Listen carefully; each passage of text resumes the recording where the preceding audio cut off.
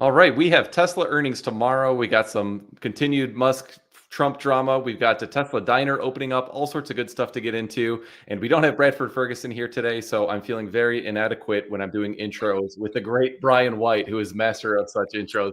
Brian, how you doing? Oh man, what a week. I am excited for, first of all, the news. I mean, there's never a dull moment. I've never seen a company that has this much excitement this frequently. But for the X takeover coming up this weekend, you and I will both be out there. It's going to be a whole lot of fun. If you've come to Tesla events before, but not this one, it's like those, but bigger. We were just talking before we went live. You and I were both at the Michigan Tesla Takeover event just about a month ago, and it's like a nice event, but it's certainly a little small. You can kind of meet everybody who's there. Definitely get the sense that that's not going to be the same situation with the X Takeover in the Bay Area. Absolutely not. You can go there and spend the whole day looking for your favorite content creator, your favorite fan who you've met online, and possibly not run into them. It's a big event. It's a big event, and it goes by so quickly.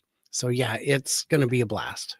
Yeah, I'm a little bit worried about just how quickly it's going to go. We've got a jam-packed agenda. We're meeting with a couple other companies while we're there, and then I think we're flying out like 5 in the morning the next day after the event. So it's going to be I'm going to be pretty wrecked by the end of it. I think that's for sure. But I'm really looking forward to it. I know Steve Jurvetson's going to be one of the keynote speakers, so I'm hopeful I can actually hear what he says, because that'd be really interesting. So a great event. If anyone hasn't signed up yet, check it out. X Takeover. You can just Google it. Should be great. And yeah, Brian will be there. I'll be there. Lots of folks will be there. But I think probably the most interesting thing going on this week in the Tesla world, as exciting as X Takeover is, Q2 earnings. So I just posted my results, or my estimate. So I'm coming up with 46 cents of adjusted earnings per share. Market's at 41. Last quarter, I think I was actually lower than where Wall Street was. I was actually a bit surprised at just how high this figure was.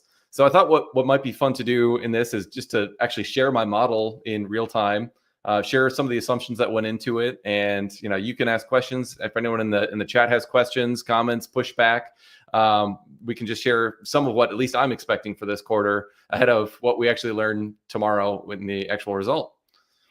And people have asked me for my earnings predictions, and I don't do earnings predictions. Years ago, I tried modeling it, and I would ghost model it. I would come up with a model. I would try and run it back a few quarters, and it just always fell apart. So I probably did it 2 or 3 quarters, didn't publish the results. They were not good. I know where my strengths are. That's not one of them. You know what's funny is I did the same thing on deliveries a couple of years ago. So I used to do delivery estimates, and then I realized that's really not my strength. Earnings is my estimate. Is my strength. Yeah. So I think we're a bit of yin and yang in that regard. Great. All right, so let me share my screen here. And I want to start in a little bit of an unusual place here. My camera's blocking my view. Wait 1 second here. You can tell I'm not a pro like Brian at this sort of thing. So what I think is most important for this quarter's EPS estimate is the fact that you had the Model Y changeover happening at all 4 plants in Q1, and you're kind of breaking out of that in Q2. So I did something a little bit different in Q1 when I was doing this, and I basically did a modeled quantity for each of the different units, including the old Model Y. The vast majority of the units they sold in Q1, I believe, were the old Model Y. Only about 100,000 of the new Model Y. That was my estimate. Tesla doesn't share this information, but what we know is that Tesla was deeply discounting these units, and at the same time you had all 4 factories shut down for a significant amount of time, which is going to increase your cost of goods sold. It's going to reduce your gross margins. So when I was looking at the Q2 model, my question was, all right, well, what's going to happen with the new Model Y now that we're a good quarter in, and we've got some pretty regular production, and then of course ASPs are higher. So while we're through the launch series of the Model Y, which had the very high price, at least in the US. That ended very early on in the quarter, so you don't get that super high, price on those vehicles. But you do have a higher ASP, I'm sure, overall than when you were discounting the old Model Ys. So kind of walk through some of that logic here. I basically tied the total number, the 384,000 deliveries that Tesla released in their production and delivery report. I'm assuming a generic split where you've only got around 10,300 Cybertrucks and then S and X. 90,000 Model Y, and then the balance of that figure is assumed to be the new Model Y. And then coming down here to pricing. So you can see my assumptions here for last quarter. We had 34,500 as the ASP for the old Model Y. Now that included a very high degree of the deep discounting that they were doing, $5,000, $8,000 per vehicle in some cases. And so on average, I think that really drove down ASPs. So you got kind of none of that this quarter. I think the new Model Y in the US is going to come down though, because you're getting off that launch edition. And then the rest of world Model Y price, mostly China, but a bit in Europe. I just kept that assumption unchanged. Mm-hmm. So I would like to ask a couple questions. So on the Model Y, we don't have the performance edition yet. That's going to be a little bit of a drag. So that kind of pulls it one way, but the thing pulling it the other direction is those launch edition Model Ys, a lot of that money, did they get FSD for free, or did they pay for the FSD bundled in? Because if it's paid for bundled in, that means we didn't count all of it in Q1. We won't count all of it until it is complete. Well, yeah. So that's a fair point. The way that I handled that for my modeling purposes, it was that model was just like a hair under $60,000. So I assumed 52,000 for like the actual kind of core vehicle price, and I accounted for FSD separately. Okay. Which we'll get to later. So the $8,000 FSD price is kind of stripped out of this.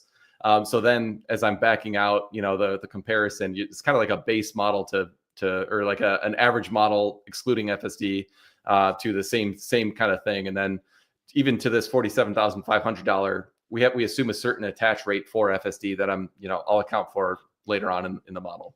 Sure. And there are, and I don't know how much this would be, referral dollars that were paid out, that were granted in Q1, but not paid out until Q2. Some people buying whole cars with it, some not the whole purchase price, but getting $3,000, $5,000, $15,000 discounts on new cars, but also using it on charging, which is good margin money anyway. So but I think that would be just a sliver of a sliver. Yeah, and I think that gets baked into cost of goods sold at the time that the vehicle is sold, and then it becomes deferred revenue. So if you've got all those credits in your account, and then let's say you start doing charging in Q2, or you like I actually just bought a charger for my in-laws, one of those home chargers with some of my credits. So I believe they accounted for the cost of goods sold of the referral bonus at the time that my referee, whoever bought the car, actually they account for that cost at the time of sale, and then as you actually redeem the credits, they take that deferred revenue off the balance sheet. Great. Okay, so getting back here, so we kind of worked through the cost of goods sold items. There's a few other kind of odds and ends, like S and X prices increased in Q2, but most of it's pretty uneventful. The last piece is the cost of goods sold, which, where did I even have that? Okay, here we go. Sorry, I'm losing my mind here. Cost of goods sold. So the thing to kind of look at here is what's the change quarter over quarter. So with the refresh in the Model S and X, I assumed the cost of goods sold just increased a little bit. That might not even be true given how small of a portion of the quarter that was, but it's really a de minimis impact anyways. Obviously, we have no cost of goods sold for the old Model Y since it's not being produced anymore. Yay, that's good to see. And then for the new Model Y, I did assume this a $5,000 increase or decrease in the US Model Y. And the reason for that is that with the old version, you basically got every single option completely for free. So if you wanted, the premium paint and, the nice chairs, whatever, you had that benefit. But then more importantly, on top of just kind of trim selection, bringing that down, is you have the plants being utilized more significantly. So Fremont and especially Giga Texas, with those lines being more fully utilized rather than being down for a good chunk of weeks, that's going to bring your semi-fixed portion of the overall cost spend kind of down a little bit. So putting those two factors together, I'm estimating a $5,000 increase in cost of goods sold for the new Model Y in the US. A decrease. Yeah, did I say increase? You did. Bradford and I have a thing where every single week when we do this live stream, I'll get at least one word wrong like that, where they say the exact opposite thing of what I mean. So I'm going to agree with your assumptions on that. I think 41 is probably right for the beginning of a new model. And I Mhm. think getting to 36 now and perhaps 35, 34 later is very possible as they increase utilization. I think you're on the money there. Okay. So I'm sure these specific numbers will be wrong. And the good thing is we'll never know because they don't break it out in this level of detail. But what I try to do each quarter is go back and actually tie out my results so that the numbers in my model will actually match what Tesla actually reported. So then as I go and forecast Q2, for example, all the Q2 numbers are with figures or assumptions that are made to tie to the actual results of Q1 that Tesla released. So then the last assumption, I'm just assuming a $1,000 improvement in rest of world Model Y. That might be slightly on the low side, but it did seem to me that the China factory, the Shanghai factory, got up to speed a lot more quickly than the US, and you're going to have lower trim levels there anyway. So not sure that these numbers are all right, but I think directionally they seem about right to me. Okay, so the interesting thing, so when I put all this together, you can basically sum the product of your quantity and your price, and then sum the product of your quantity and your cost of goods sold, and you essentially get revenue line items and then cost of goods sold line items. So when I was doing this, oops, let me come down here. I was showing what I call the core manufacturing margin, and this is not something that Tesla discloses. It's a metric I made up, but I've been using it for years to great effect. And essentially, what I'm doing is taking the automotive gross margin, and I'm subtracting out credits, ZEV credits, obviously, which almost everybody does. But then I'm also subtracting out my estimate of their FSD revenue, which I think most people don't actually estimate the FSD revenue. But that's something that I back out so that I actually have a kind of an insight into what's going on at the plant level, and then layering in my FSD assumptions separately from that. So when I did that, I was pretty shocked to see this what I'm calling the core manufacturing margin increase from 8.1% in Q1, which was abnormally low. I think before that it was about 10%, but it jumped all the way to 15% in Q2. I was expecting something like 10, 11%, like a rebound in this figure. So for it to almost double was pretty surprising to me. But as I went back over the numbers, all the assumptions seemed kind of reasonable to me. So even though the conclusion surprised me a little bit, I think it's actually reasonable. So Yeah, that's I would double check my math on a jump like that too. Interesting. yeah, well, I mean, I think the biggest thing, like when you come back here to the old Model Y, you've got the old Model Y at a $34,000 price tag and a essentially $34,000 cost of goods sold, like a very slim margin, and you had 165,000 of those units.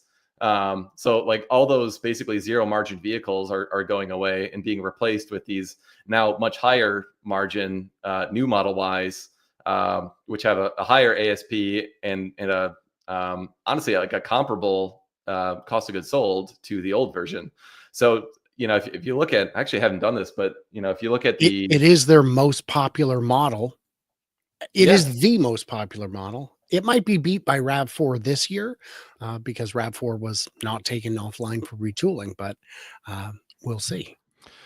Yeah. So what's kind of interesting about this is with this assumption, it's showing a 24% just manufacturing gross margin on the US made Model Y, at least, which is kind of crazy. So that's a big part of the assumption, is that that went from a like almost zero margin product to a 24% gross margin product before even selling FSD. So like that seems high, but at the same time, it also kind of seems right for a premium vehicle at a great price point with pretty reasonable cost of goods sold. So maybe I'm off a little bit on that. Like if this cost of goods sold was, I don't know, 38,000, for example, then our margin would increase to only 13.8% versus just the 15. But overall, like I'm pretty comfortable with it. To me, it was a huge impact to these factories to be down for so long in Q1. And so I think the jump is justified. My opinion, but people can feel free to disagree. So I won't walk through the rest of the model, but I'll maybe point out a few highlights. So because this is messy, and I can get that there's a lot for for people to take in. But essentially, we have the $384,000 or 384,000 deliveries, multiplying by the price. I've got my FSD assumptions here. I'm assuming a decrease in FSD take rate because, as we were talking about before, you had the kind of mandated attach rate on all those new US made launch series Model Ys.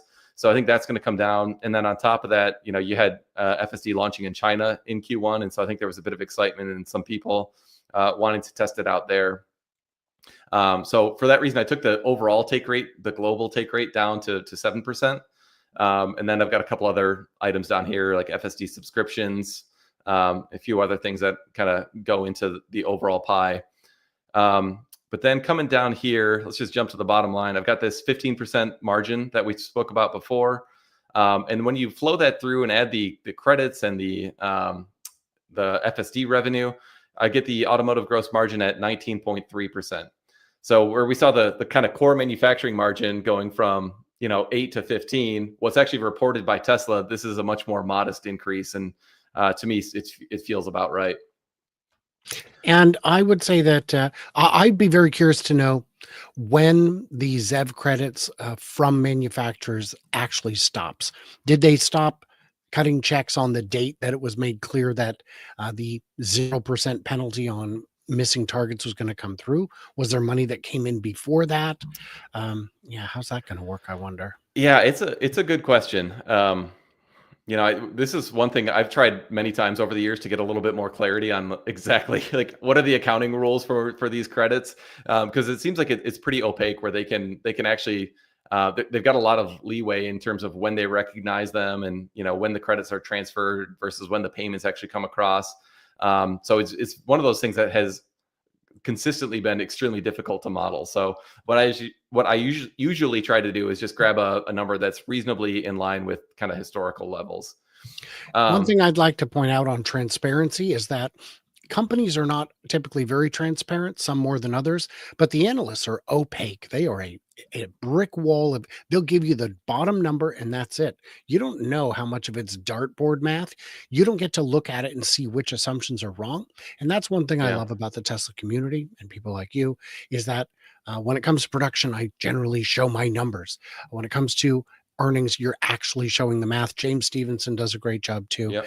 And you can decide where we're crazy and where you disagree and make an informed assumption based on that. Yeah, and honestly, I love James putting. I mean, he does like 69 slide presentations or like X threads with pretty detailed assumptions. And to James's great credit, like if his numbers are saying something wildly different from consensus, either on the bullish side or on the bearish side, he'll just go with it. And I think that's the right approach. I try to do that as well, and like I'm not. Like in that 15% figure, it seemed a little too high to me, but I wasn't going to just, reduce the numbers because it was a surprise to me. And I think a lot of analysts have pressure to say, okay, consensus is at 41 cents. I can't be more than 20% or 30% different from that number because then I'm going to look like an idiot if I'm wrong. But I think the right approach for modeling is to lay out all these assumptions to the best of your ability and stick with them, even if the conclusion is somewhat surprising.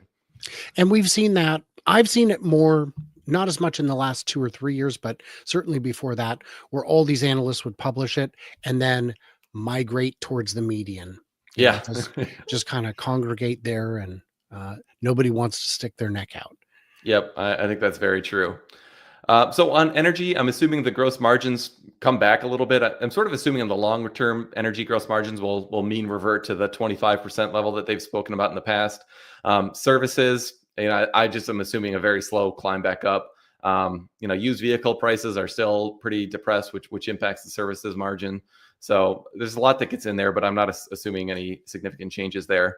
I did assume a pretty significant uptick in R&D this quarter, which is one of my more maybe contrarian assumptions, but it seems like they are very rapidly expanding the FSD program. We're hiring a lot of specific people in Austin and in some other locations now coming up. I'm not sure if I would assume those would go into the R&D bucket, but I think with everything that's going on with Optimus and FSD and a robotaxi, it just seems likely that we're going to have a bit of an increase in spend there relative to the levels that we've seen historically. So assuming about 150 million increase quarter over quarter, which gets to operating income of 927 million. The big change here is I'm assuming, so we had some Bitcoin impairment last quarter. I'm assuming about a $280 million benefit because, Bitcoin has rallied. So as of the end of September, there was a rally. So I did some napkin math around that. This is one that's kind of hard to gauge because I've done napkin math around this before and still I'm not quite getting close to the numbers that Tesla actually reports. But it stands to reason, I think, that there will be some benefit that's reported this quarter on that front. So that's a bit of a boost, although I think it's a not really core, not really meaningful boost to the company's profitability. But putting that all together, it's 32 cents of GAAP earnings per share and 46 cents of non-GAAP. So that is my assumption for tomorrow. Love it. Love it. Yeah, I would love to argue with you, but I don't do these numbers. So I will just say thank you for putting them together and sharing them. Yeah, my pleasure. So aside from specific numbers, which I get it, I'm a nerd. That's what gets me going. What are you expecting on the earnings call tomorrow? Any expectations you have about what we might learn, Elon's tone, anything like that? The thing I'm looking forward to is getting some updates on energy deployments. Shanghai, as you know, only started really spooling up this year.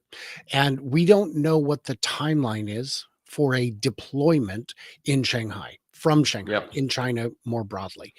We've seen some very big orders. We've seen some very big deployments already out there. And those are counting. We're counting those. So I'm expecting to see some pretty crazy numbers. And if not this quarter, then certainly next quarter. It's going to be lumpy, but it's going to continue to spool up. I'll be curious to see where the Houston megafactory plans to get their cells, because you know the answer. It's China. It has to be. The kind of quantity we're talking about is just too great for Giga Nevada to provide.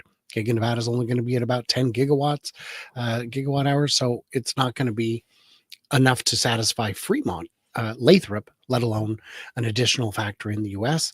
But these are high value, high margin items. And as the cost per kilowatt keeps falling, the use cases expand, the TAM expands. So that's, I mean, we're going to hear a lot about robotaxi, but robotaxi is in a very different place in its maturity than stationary storage. So that's what I'm looking forward to. Yeah, this is I've been wondering about this.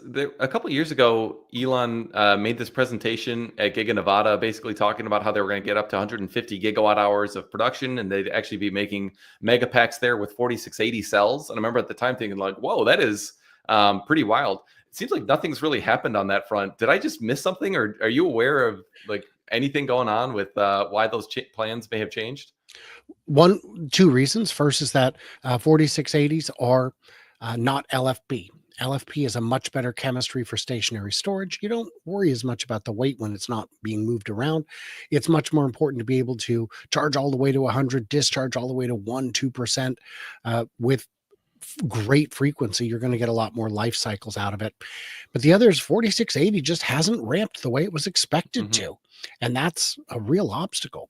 What I'm hoping to see in terms of battery shuffling is that, especially since Cybertruck is underperforming relative to expectations, that Texas can go back to making 4680 Model Ys. The cells that had previously been used in the Texas cars can be put in Semi, because Semi to date has been using the 2170s, and they're right next door. It's a perfect situation. Yeah, it does seem kind of crazy that a brand new product is going to use 2170s, but I guess they've been doing all sorts of testing and validation. And but it's not the same 2170 you got 5 years ago. They're constantly facing little improvements, both in terms of the manufacturing and likely the chemistry. So it is a modern battery. The 18650s you see in the Model S and X are not the same 18650s as 10 years ago. It's just the same form factor. Yeah. Yeah, no, that's true. Speaking of form factor, one thing you said, the 4680s not being LFP, I believe that they actually could be LFP in the future. But there's no reason they couldn't. Yeah, maybe you need to figure out kind of like normal 4680 first, figure out all the ramp, issues that you've got with that, and then maybe once you're comfortable with the kind of normal cell, then you can figure out how to ramp some different variants that are optimizing for some different characteristics. That's all true. And the equipment that was procured from cattle is LFP equipment, and it is not cylindrical. So it's not that there's anything wrong with the form factor that prevents it from being LFP. It just isn't today. I'm curious though. Trump has a couple policies which are directly impacting this side of the business.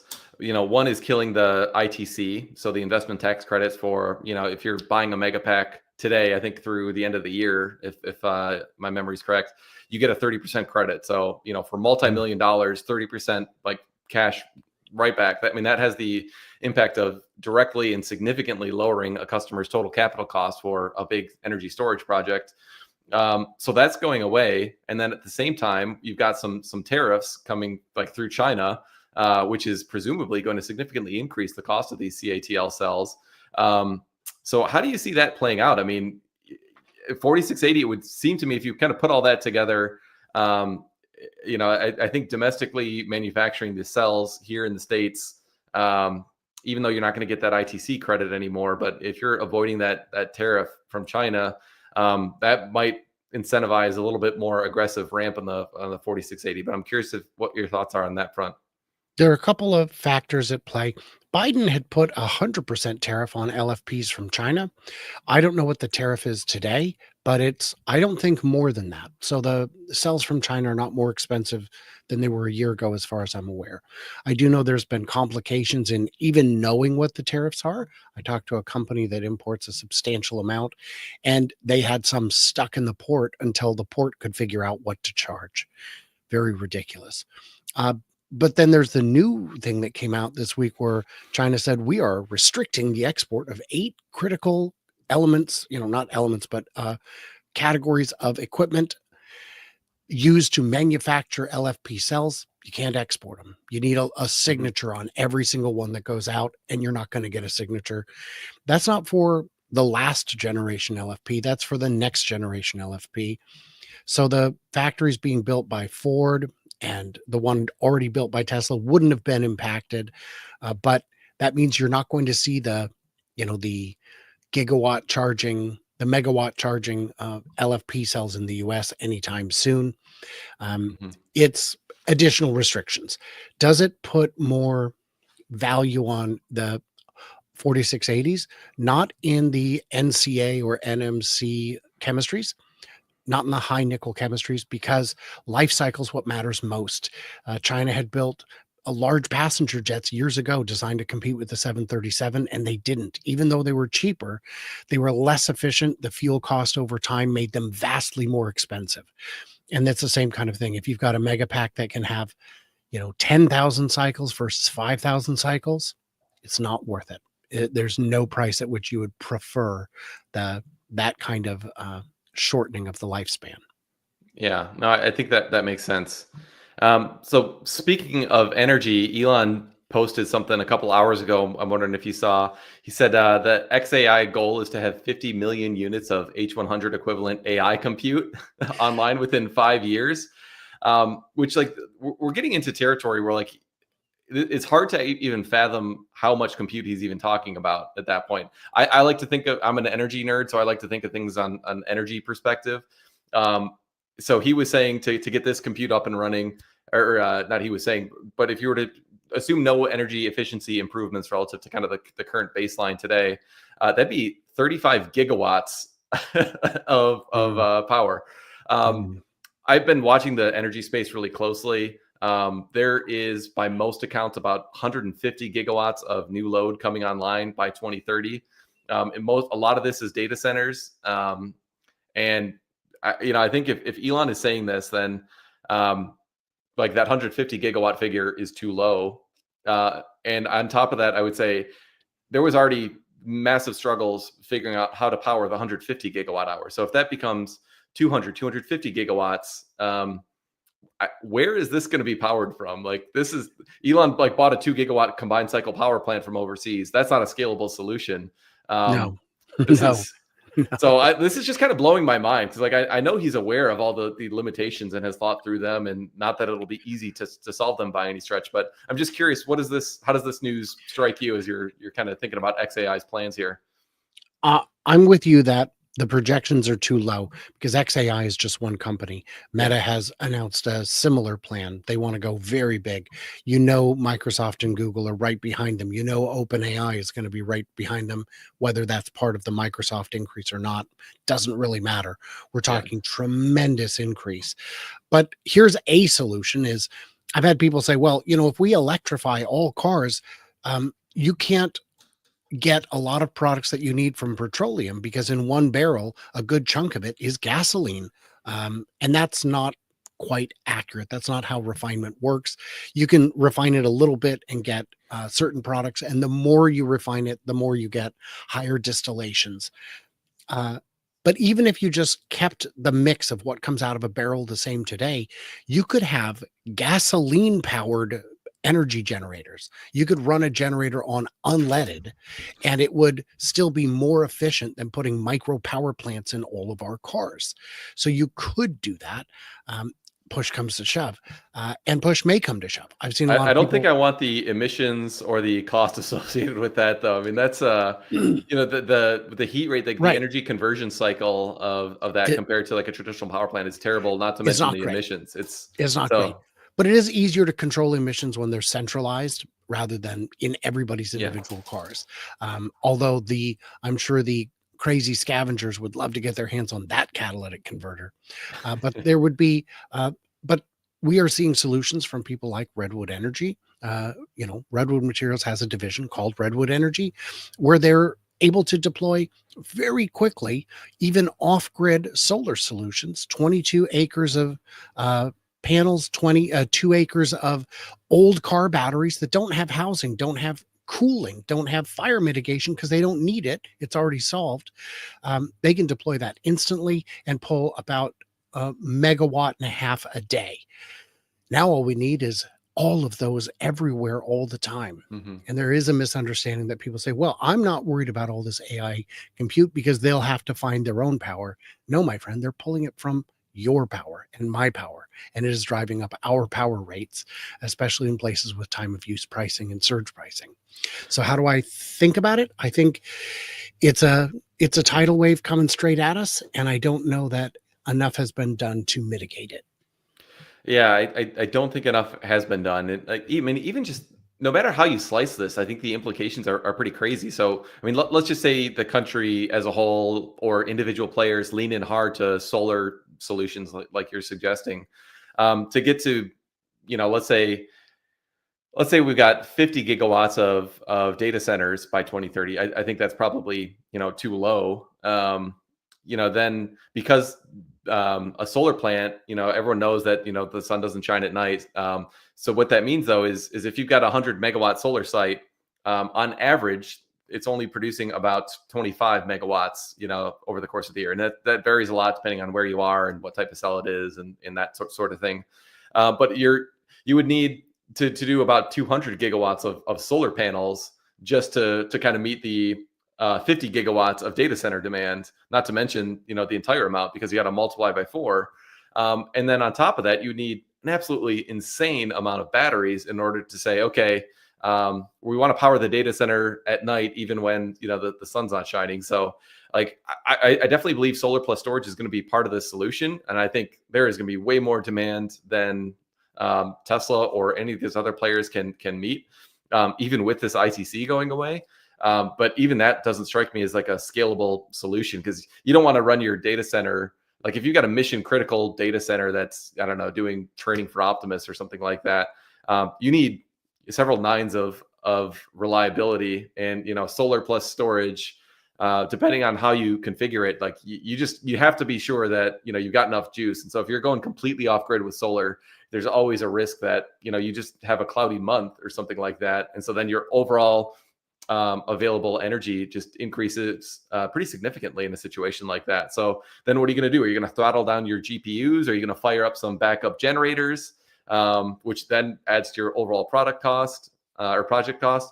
So I just don't know how these players are going to solve this, but it's a super interesting problem that I suspect there's going to be many different technology, advancements, and it's going to be I think a multi-technology approach to solving this.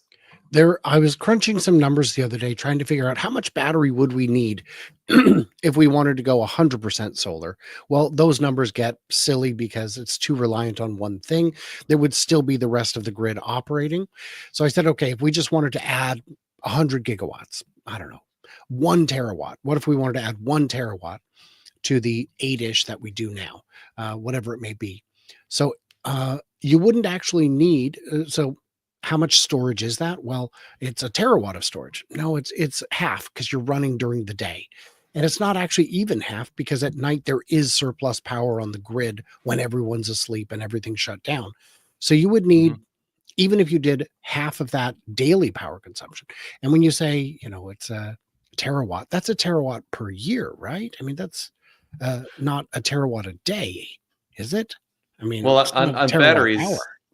it would be a terawatt of battery capacity that's how much can be discharged at Right. any given point. Yeah. So So, for a but day it's or for a annual year. consumption. So at any rate, it ends up being much less than half that you would actually need because you can supplement it with the grid. That's the beauty of the grid. It's not always, the wind isn't always blowing here. It's always blowing somewhere, and the sun isn't always shining. Well, guess what? On cloudy days, you get some pretty decent wind, and on days with very little wind, you get some pretty good sunshine. Yeah. And I'm in the Pacific Northwest. We have a thing called the Pacific Interconnect or something like that. It's 1,000 miles long. We sell power to San Diego. It runs that far with transmission losses of like 2%. It's been running since the 70s. It's great. Getting some Yeah. more of those in would be problematic, but you don't have to. Just keep the solar as close to home as you can. Yeah, I mean, I think we're definitely going to be doing some upgrades to transmission and distribution infrastructure. We badly need it, but even still, I mean, there are several utilities that basically just said no more data centers because we're working on transmission and distribution upgrades, but we're not going to be ready in 2028 when you want to come online, Mr. Data Center. So, like, a lot of them have actually just said, come back to us in 2030, or we'll put you on a wait list or something. But with the pace at which we are upgrading our system, we can't handle. Like I think in the AEP's case, they're looking at 20 gigawatts of new demand just in their service territory, and they just they said we're simply not going to serve any new data centers because of this. So it's like, and Dominion did something very similar in Virginia, which is a huge hub for data centers. So it's a very real problem. I know a lot of super smart people are working on it. So I don't think it's an insurmountable problem, but it is one that is worth keeping an eye on because I think it has pretty significant implications to Tesla and to all these hyperscalers and a lot of other companies besides. But I'm curious. I've heard a little speculation that Tesla may have some more significant ambitions on the solar side. So I used to be pretty bullish on Tesla Solar. After the Solar City acquisition, we kind of saw their deployments go down, and then they just simply stopped reporting how much solar they deployed. Solar Roof I think it's fair to say, has been a total bust. But I wonder, do you think Tesla might be working on any, or might be thinking about maybe some more industrial sized solar installations, or maybe ramping up that part of their business? I don't think they will. They don't tend to go into an industry unless they're able to disrupt it. Solar panels, there's a lot of teams working around the world and have been for generations to get us to where we are. The only reason they would do it is if they just saw that there was going to be no other option to getting power. So I don't see them getting into the manufacturing. That's a very low margin business. And I think that setting up that plant in the US could be too expensive unless they get some kind of manufacturing credit for it that would offset the price difference.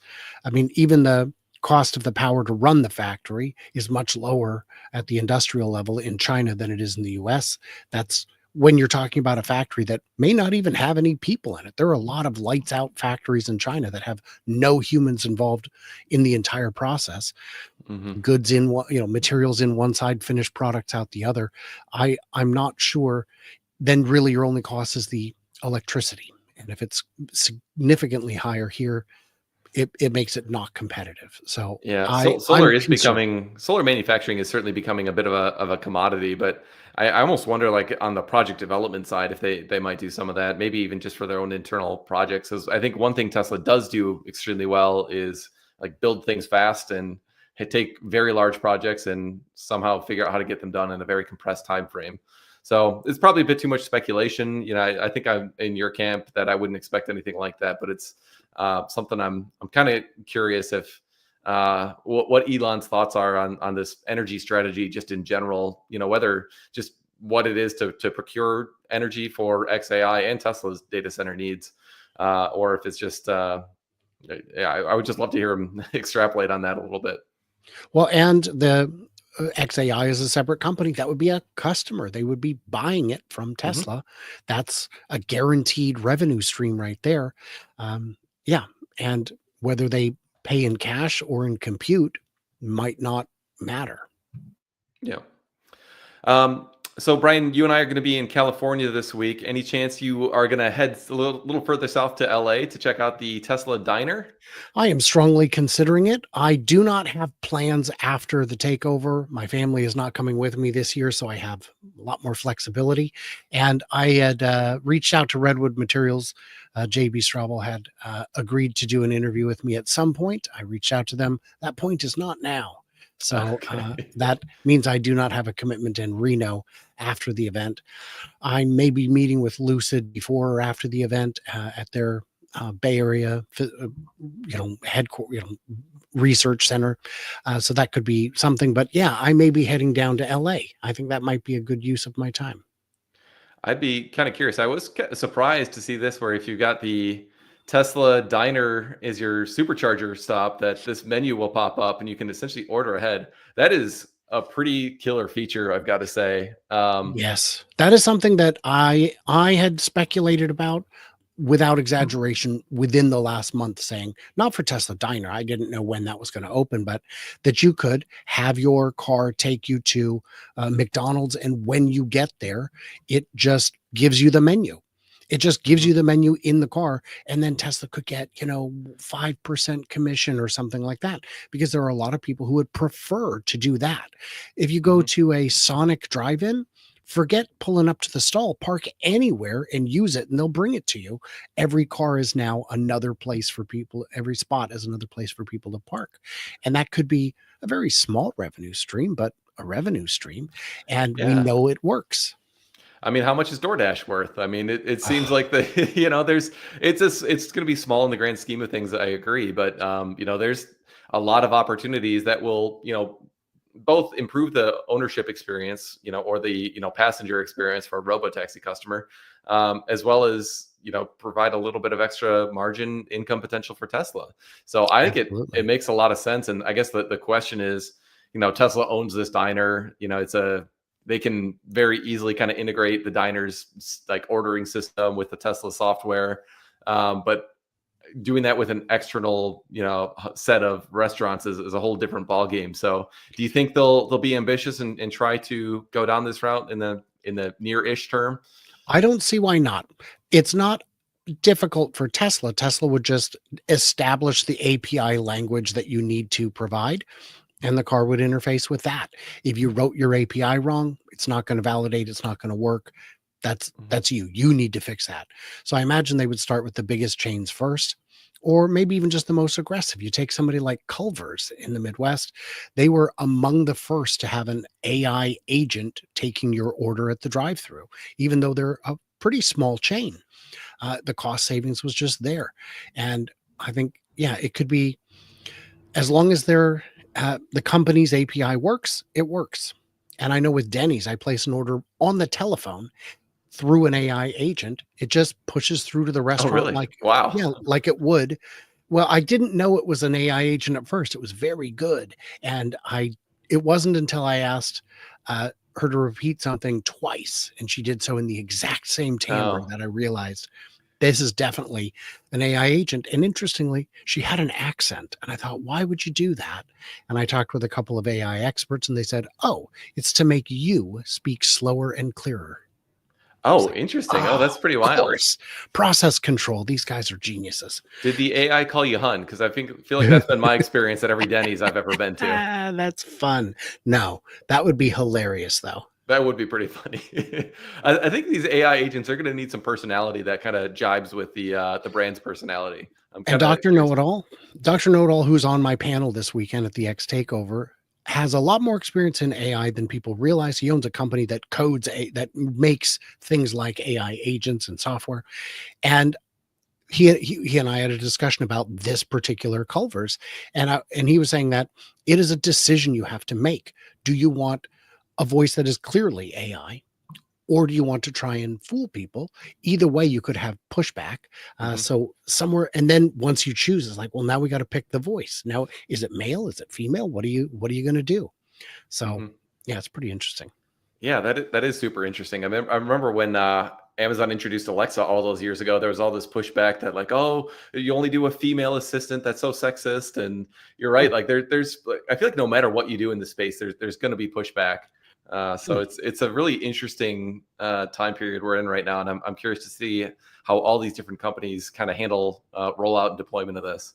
I imagine Amazon's decision was look at GPS units that are on the market. At the time, they currently would have 3 male and 3 female voices, and go with whichever one is by far the most popular, which is Hmm. probably just accent neutral to whatever country you're in.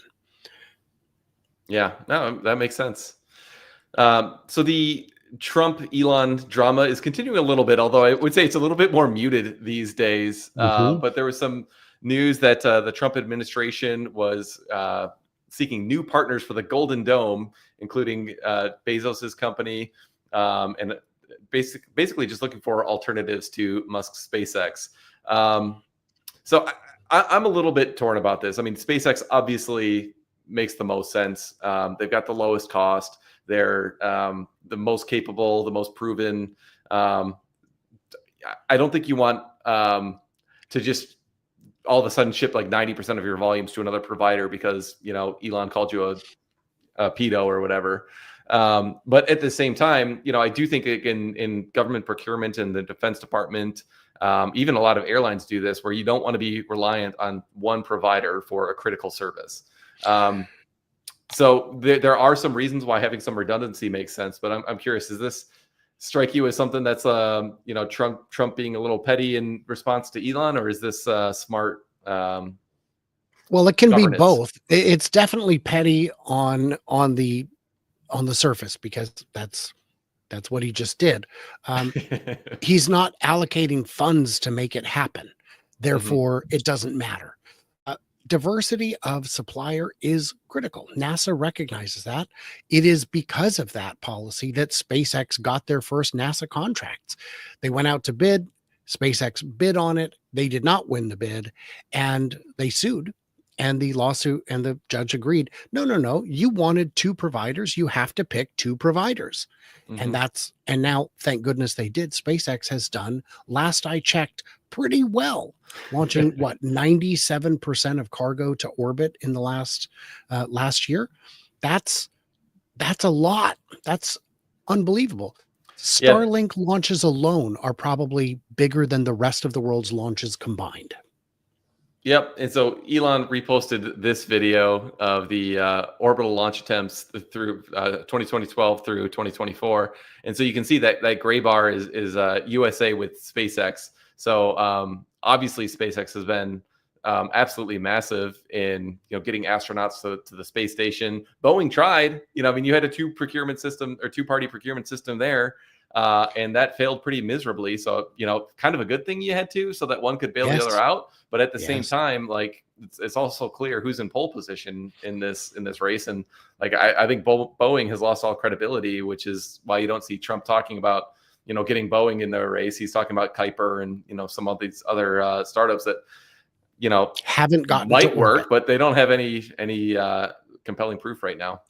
I was of the belief that the two the 2 provider requirement would spur competition, would cause price drops, would make launches more reliable, more available, and it hasn't. ULA has just fallen flat on their face, and Hmm. they are still charging insane amounts of money, while while SpaceX has not abused their de facto monopoly position to Mhm. raise prices. They still charge 30 to 70% less than the competition. That's when people say Elon got billions for SpaceX. No, that's like saying my Mm. janitor got tens of thousands of dollars at the city park because he has a job cleaning up people's messes. That's not how it works. He provided a service for an agreed upon price, which happens to be 30 to 70% less than anyone else. That's not a subsidy. If anything, it's the taxpayer who gets a break. Yeah, Taxpayer won this round. and even in that case, it's like you got the world's best janitor offering his services, at a 30% discount to the prevailing wage. Like that's an amazing benefit to the school system, and to have people like calling out the corruption, for something like that. It's just so insane. It boggles Well, my mind. I don't know if you know, but the old janitor would throw his broom away at the end of every day. It's more expensive. Oh man. So one company though that I think is flying a little bit under the radar is Rocket Lab. So they have been a company that has proven some consistency, very high degree of safety, very high degree of launch success, and so you've seen them take off. I mean, they were under $10 a year or two ago a share, and they've rallied very significantly just this year. So I've been kind of wondering, as they've rallied in the last month or so, is Rocket Lab the maybe heir apparent's too strong of a term, but would they be one of the most favored companies in a Trump administration move to punish Elon a little bit? They've got their new Neutron rocket that's close to development. Maybe this year we'll see it hit the launch pad. I think probably next year is more likely, but even then it's kind of like a glorified Falcon 9 competitor, really not pushing the envelope the way that SpaceX is. Well, But Rocket Lab, you don't yeah, need to push the envelope that much. If you could copy the Falcon 9, you'd be very successful. Even if you charge a bit more, there are times when Falcon 9 isn't available. The backlog is too long. But if you were price competitive, it would be a potential winner. I do think Blue Origin is closer to orbit than some of the others, at least in a way that would allow them to deploy substantial amounts of cargo. So if you look at, they really are pushing forward on Kuiper. I had a chance to talk with an employee who just started working with Kuiper, oh, cool. with that project. But on the back end doing numbers, doing accounting. And it's pretty fascinating to hear what little he was able to share with me about their plans and ambitions. They are still going. Amazon, not Blue Origin. He doesn't work for Blue Origin. He works for Amazon in the Kuiper division where they actually design the satellites, build the satellites. Cool.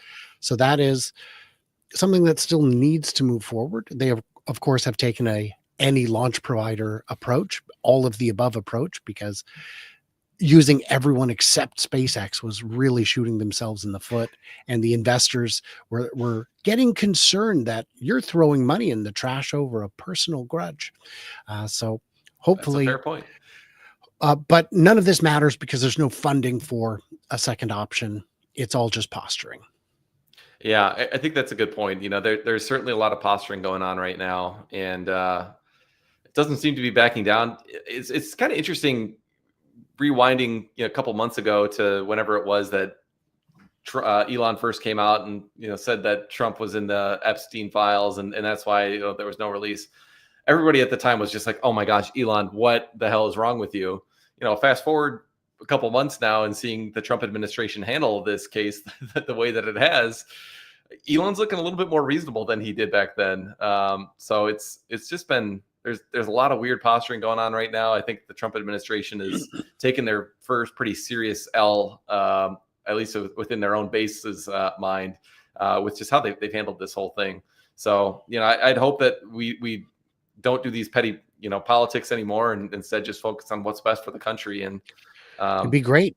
It'd be great. I'll tell you, in past years, I live in a small town. We have a big 4th of July festival. It's 3 days long.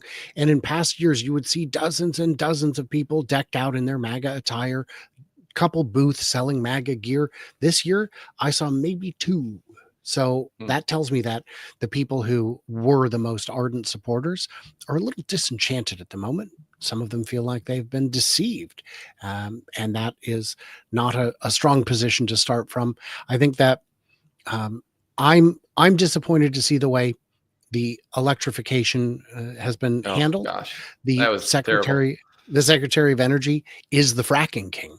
He's Mhm. literally made his fortune in fracking. And then you've got what's happening with space exploration. I think I'm not alone Jared in being Jared Isaacman, getting kicked out. I mean, that was just like I was so the excited for him perfect as candidate. NASA administrator, The and perfect, yeah. uh, Very frustrating, but this too shall pass. Like a 4-year kidney stone. I don't have any personal experience with that, just to clarify, but I don't either, I'm but sure I've it would. heard great things. Well, Brian, thank you so much for stepping in this week. We've got earnings tomorrow. I'm really excited to see whether we get, depressed Elon or happy Elon. My sense is he's got a lot of good stuff to share on the AI front. We've got the robotaxi rollout going pretty well so far, expanded the geofence, looking at new cities. So I think they've got a really great story to tell there. So my guess is we get happy Elon, but yeah, looking forward to tomorrow and appreciate your time today. Thanks for joining. Absolutely wonderful. Great to be here and all that. And I look forward to seeing everyone who comes out on Saturday and tracks us down, finds us and says hello. Yep. I'll be at the Rebellion Air tent. Brian's going to be on stage and wandering around, I'm sure. So come say hi. And thanks for watching, everyone.